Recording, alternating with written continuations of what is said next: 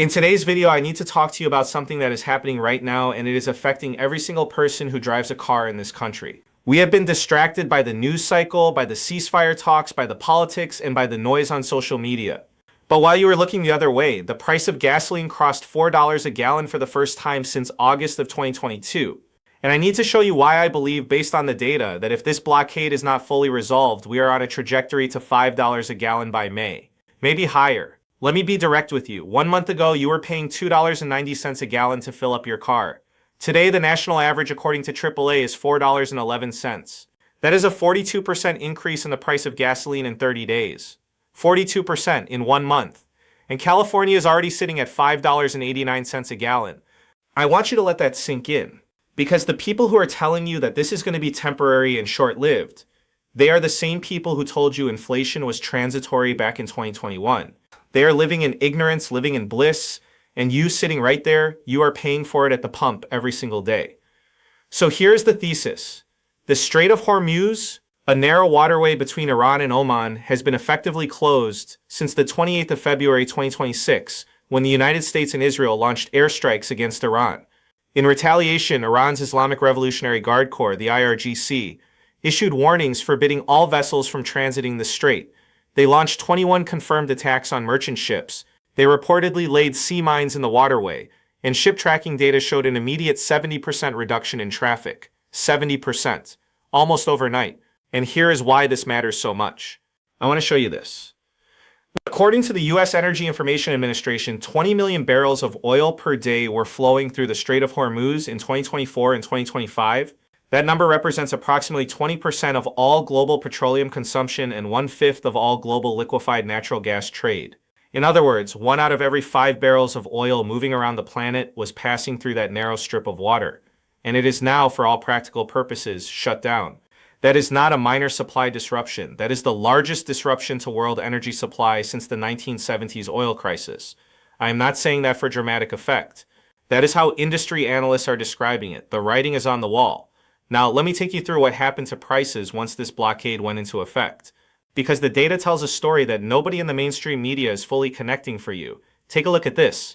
The price of WTI crude oil, that is West Texas Intermediate, which is what determines what you pay at your local gas station, was sitting around $68 to $70 a barrel before this conflict started. On the day the strait was effectively closed in early March, Brent crude surged past $120 a barrel. $120. That is nearly a 70% spike in a matter of days. Then after the IEA, the International Energy Agency, took the unprecedented step of releasing 400 million barrels from global strategic reserves, the price pulled back somewhat. But here's the thing. That 400 million barrels represents about 4 days of global consumption at normal rates. 4 days. That is a band-aid on an arterial wound.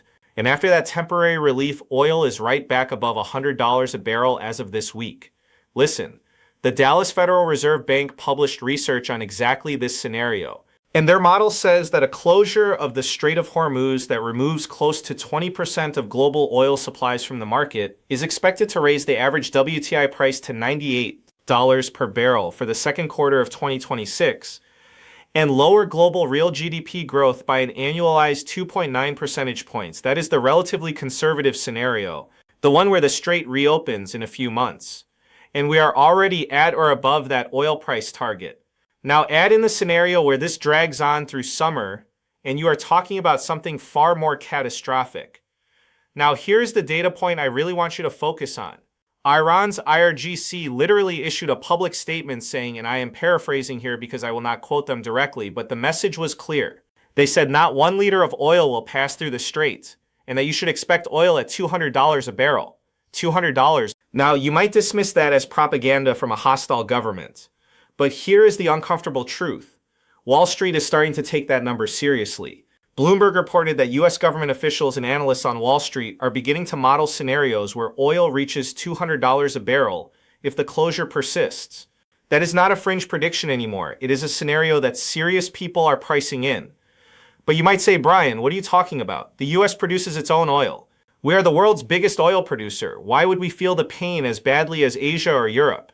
I am glad you asked that, because this is exactly the propaganda that President Trump has been selling.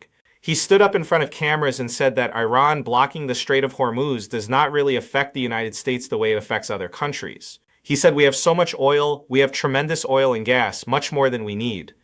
Listen, that is technically partially true in terms of physical supply, but it is completely misleading when it comes to the price you pay at the pump. Because oil is a global commodity traded on a global market. When supply gets removed from the global market, the price goes up everywhere. As the energy experts at Rice University's Baker Institute said, if something goes wrong anywhere, the price goes up everywhere. It is as simple as that. And that is exactly what we are seeing. The United States is definitely affected, and the numbers prove it. A month ago, you were paying $2.90 a gallon. Today, you are paying over $4.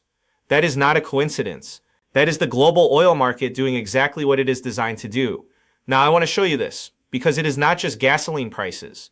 The diesel situation is actually more alarming. According to a state-by-state analysis published in early April, the national average cost of a gallon of diesel increased 50.2% since last year, from $3.62 to $5.43. And in states like Arizona, the diesel increase was 68.8% year over year. Now, why does diesel matter so much? Because diesel is how food gets to your grocery store. It is how products get to your local retailer. It is how packages get delivered to your doorstep. When diesel prices spike this dramatically, it cascades through every single layer of the supply chain. Experts at Trafix, a logistics and transportation management firm, said that the disruption in shipping lanes and the rise in fuel costs typically hits consumer prices in full within 2 to 5 weeks. They said we are entering a period of higher inflation and reduced manufacturing. And separately, experts are already flagging that roughly 1/3 of global fertilizer trade transits the Strait of Hormuz. Fertilizer prices at one New Orleans hub jumped from $475 per metric ton to $680 per metric ton. This is not great timing for the spring planting window in the Midwest for soy and corn. So you add diesel cost increases to fertilizer cost increases, and you are looking at a coming food inflation shock on top of everything else. Now here is where I want to pivot, because you might be asking yourself, okay, Brian, but there was a ceasefire announced on April 8th. Is this not getting better? I want to address this directly, because this is where the mainstream narrative is going to mislead you. Yes, a temporary ceasefire was agreed on April 8th that was supposed to involve the reopening of the Strait, and yes, oil futures dropped on that news. Gasoline futures dropped over 10% in one day. The headlines called it a relief rally, and for about 24 hours, the mainstream media was celebrating. But here is the real story. By April 9th, the very next day, the Strait of Hormuz remained effectively closed. Iran was limiting the number of ships that could cross and charging fees to allow passage. Iran's parliament speaker came out and said that 3 key clauses of the ceasefire proposal had been violated, and that under those conditions, bilateral ceasefire talks were no longer reasonable. It is as simple as that. This ceasefire was fragile the moment it was announced. And the fundamental problem, which is the freedom of movement through the strait, remains unresolved. Al Jazeera quoted analysts directly, even if transit through the waterway resumes, the restoration of energy supplies will not be immediate. There is a pipeline of stranded tankers, disrupted insurance contracts, and market confidence that needs to be rebuilt. This does not flip back on like a light switch. And I want you to think about the bigger context here. President Trump told ships they should keep transiting the strait and that there would be great safety.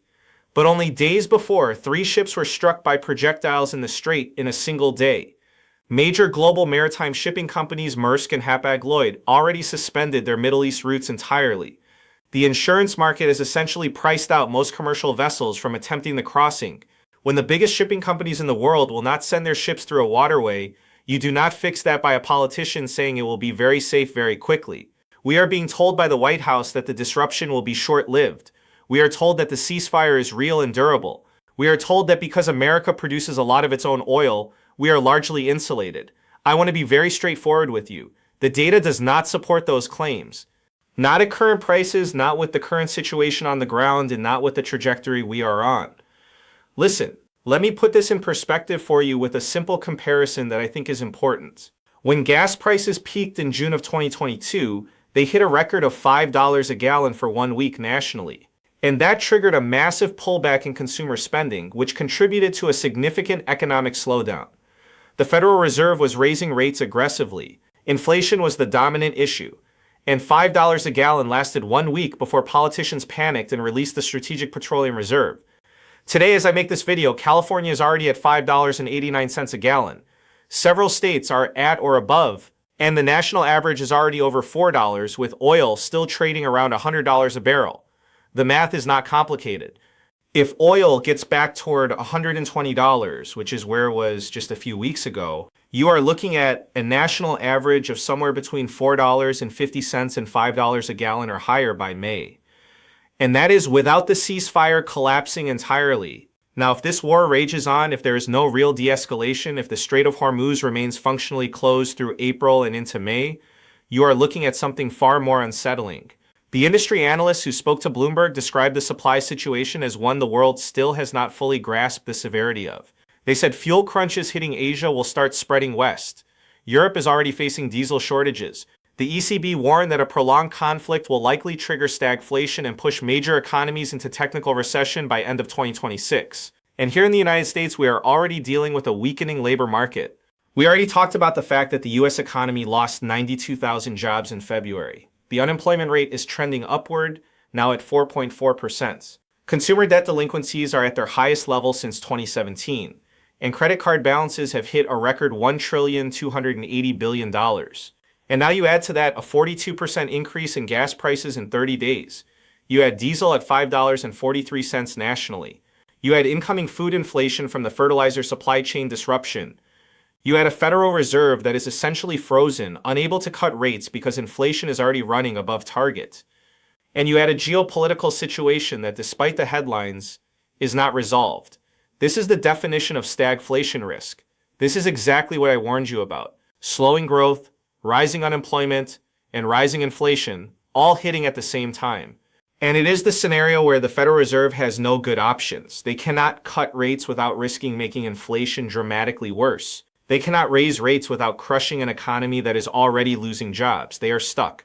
And the American consumer is caught right in the middle. I want to say one more thing before I close because it matters. There is no scenario in which doubling the price of gas is painless for ordinary working Americans.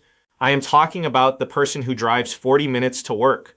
I am talking about the family that makes one trip to the grocery store per week and has already been spending more than they should on credit cards just to cover monthly expenses.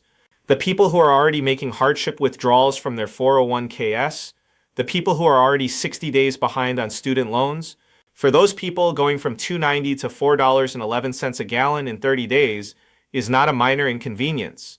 That is real money taken out of a budget that was already under severe pressure. And if the politicians want to tell you that we are living in the golden age of American prosperity while the Strait of Hormuz is functionally closed, while gas prices are at multi-year highs, while the labor market is losing jobs, and while consumer delinquencies are accelerating, then I honestly do not know what to say. I mean, all I can do is show you the data and let you make your own judgment.